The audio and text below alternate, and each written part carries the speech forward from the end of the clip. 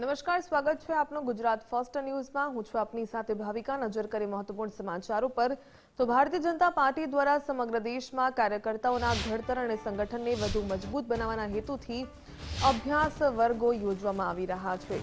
વિશેષ પ્રશિક્ષણ અભિયાનના ભાગરૂપે ડાંગ જિલ્લામાં 3 દિવસીય જિલ્લા કક્ષાના અભ્યાસ વર્ગનું આયોજન કરવામાં આવ્યું।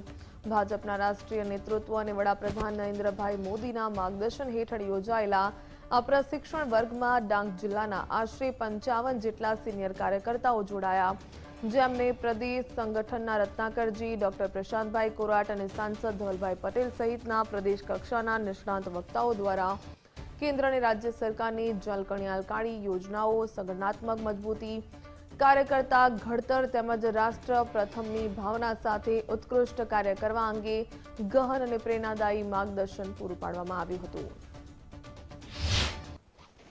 ડાંગ જિલ્લાની અંદર પણ 3 દિવસનો જિલ્લા કક્ષાનો અભ્યાસ વર્ગ અહીંયા છે અને લગભગ જિલ્લાના મુખ્ય લોકો કહી શકાય એવા 55 જેટલા સિનિયર કાર્યકર્તાઓનો આ અભ્યાસ વર્ગ છે અને આ અભ્યાસ વર્ગની અંદર અનેક વિષયો 3 દિવસ સુધી પ્રદેશમાંથી જે વક્તાઓ છે, જેમની વક્તા તરીકે નિયુક્તિ થઈ છે, એ દરેક વક્તાને 60 મિનિટ સુધી વક્તવ્ય આપવાનું હોય છે।